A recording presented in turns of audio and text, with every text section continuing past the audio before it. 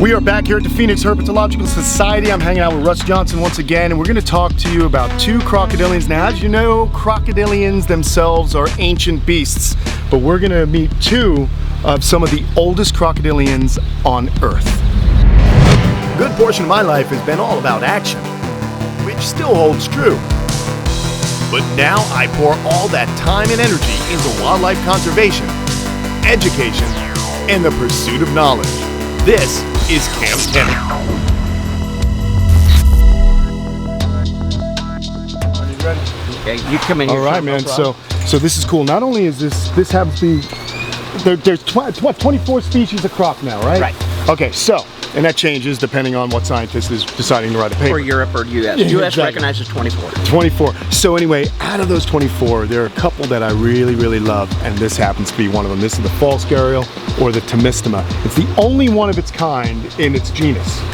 This is it. And they call it false Gharial because it is not an actual Gharial from India. These guys are from Malaysia and Southeast Asia, correct? Correct, yeah. Okay. Matter of fact, in years past, when they were bringing them here, they were feeding them fish like the Gharial, and they were all dying because that there's not enough sustenance for them to live on fish. Well, what are they eating in the wild? They're eating a lot of mammals, crustaceans. They will eat fish. Okay. But what would happen is, you know, Gharial is about 95% fish. Right. And people are doing that when they first got here, and my understanding from talking to some of the zoos in the past that they actually lost these animals because they didn't diversify the diet enough for them to do that. And if you remember, these get to be large animals. This girl's only about 9.5 feet long, but you know, she's over 400 pounds. That's a beautiful animal. And you know, the males, you know, you get a 16-foot male and they get to be pretty big. And they're very heavy. How old is she?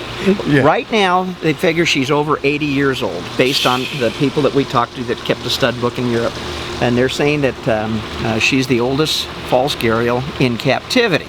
Now, they're basing that on her size when she came out of the wild pre-act. Okay. And was pre-act meaning pre-CITES. Pre-CITES. Yeah. These animals you cannot get any longer out of the wild. Without a permit.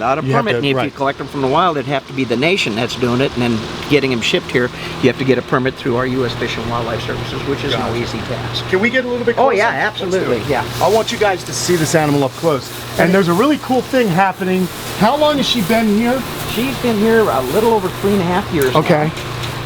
And we're excited because when we found her, she's got the cross jaw, but she had one tooth, and we have actually started when she was in her 70s, she actually started generating new buds, but we changed her diet significantly, and in the winter, instead of being spring-fed, her water is heated, so her water never goes below about 75 degrees in the winter, so it's stimulating her appetite, and then we increase the calcium intake, and it's actually generating teeth. Generating teeth. Isn't that incredible? So this was an animal that had one tooth when it got here, and now she's getting new buds, and in a few more years, she's probably going to have well-defined teeth again. And that's impressive about reptiles in general. The way they age is so different than us. An old crocodilian is no more or less susceptible to disease than a young one. That is correct. That's, you know, older humans, we get a little bit, you know, we break down. Mammals break down, and that's on account we run at a higher temperature.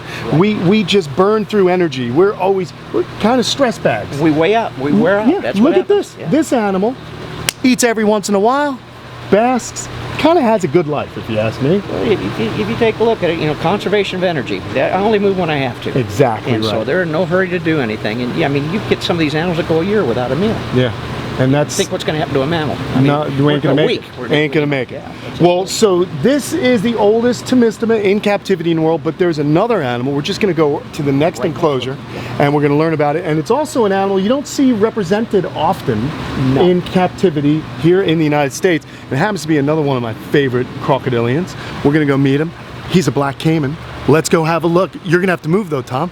Don't step straight backwards, Tom. Oh, you're going to get wet. Oh, you need more shots. Tom's going to get more shots right now. He's also going to fall in the pond if he steps back much further. I'm trying not to. Thank you.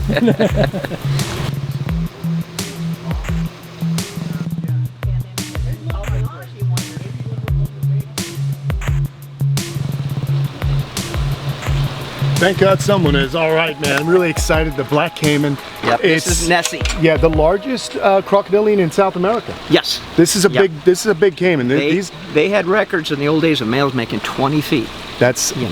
Huge. This girl is 9'4", a 9'6". Okay. And when we got her here from Silver Springs, they asked her to go into a pen by herself, just like Grandma. Okay. And they wanted her to live out her lives. And when we got her, her spine went like this and went down, which is usually a sign of end of life. And when we go in there, you're going to see she's filled out and she's eating well. So but again, they were spring fed, so the water got pretty cold. Okay. And this is one of them that we heat the temperature, so year round. She's getting food. She's getting food, and then she's actually filled in. Okay. She's not one that I trust a whole lot, but she doesn't give me too much fits when I'm in there working, unless I'm getting too close to where she is, and then she wants to push me away because she's afraid I'm going to move her. Oh, well, let's give her her space, no, but I want to get in there. Yeah, we'll be able to get close to her. So now this is the oldest black caiman in the world. The world. In captivity. What it is the gentleman that does a stud book, and I'm sorry I can't remember, out of Germany, contacts me every year. He was aware of it at Silver Springs, found out we got to contact us, and he says, per the book, they've got the stud book, this is the oldest living black caiman in captivity in the world. Wow. And you know, the one thing I like about them, like you said, they're really, they got cat's eyes, yeah. And then they hold that jaw marking, which I think is really neat. And before you go, I'd like you to hold like one of the little guys. Oh, you for can sure. see, I mean, get a real close up of that picture, and watch here. Let's see it. She's It's a little muddy. She made a little mess, so, but now see, we're coming up, so no excitement, okay? Oh yeah, they do have beautiful eyes, But, man. take a look. That's like a cat. Look at those eyes if you could Okay? focus in on that. It's just like a cat. So yeah, she does not look like she doesn't look, what age do you think this is? The gentleman that talked to me about it said she's got to be, if I remember right, I think she's close to 80 years old. Another 80-year-old crocodile. And that's just, you know, my dad's 83 years old, Yep. bless him, and you know, I don't think he can still do the acrobatics he was able to do when he was 20. We got some teeth down in here too. This animal, if it wanted, could chase us right out of here. Oh, absolutely. Without a problem. They don't, the way they age, they don't get weak in immunity, and they don't lose any muscle unless it's time to go. To die. Yeah. Exactly. But you think about it, you know, they talk about the huge crocs that they haven't had any idea where they're at, and they say they easily live 100 years old.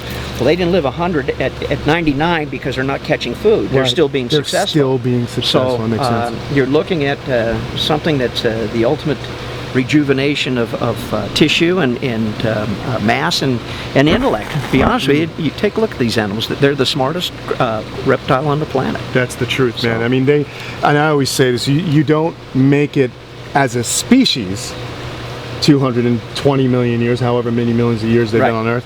There's an ingrained intelligence to adapt and do your thing in your environment, but then as individual animals, you know, there are smarter crocs. There's some crocs that, you know, learn quicker, and they're the ones that survive. Yep, that's exactly right. That simple. Exactly right. So cool. But people don't correlate reptiles to intelligence. Which is a shame. Yeah. Because, you know, unfortunately there's a term that the Germans have, it's called Umwelt. And Umwelt is a psychological term that means how an organism perceives its environment. You and I, we're binocular vision, we're standing at this tall. This animal perceives its environment differently, so its intelligence is also different than ours because of its body plan. It has to have a certain intelligence to function in its environment, you know? So I don't know, I get excited about this. Well, you think about it, most people didn't get to study about these animals in schools. Right. You know, you think about high school. Your exposure to reptiles was this much. No. You know, it's all mammals and biology, you know, birds and things like this. There was no stress on that. Very few colleges actually give a true herpetology class. You know, that's where I was going, actually. I kind of was yapping, but we have our own predisposition to what we think intelligence is. That's what I was trying to get at before, you know? And intelligence is different for different animals. That's incredible. I'll tell you what, I'd like to finish this episode up holding a little baby, if you don't mind. Head over there. Let's do it, man.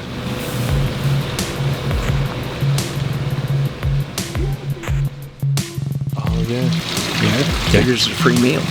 I am so stoked right now. I got my hands on a Tomistoma, juvenile Tomistoma, and we got a little black caiman right there. Russ, man, I've been having such a great time out here at the Phoenix Herp Society.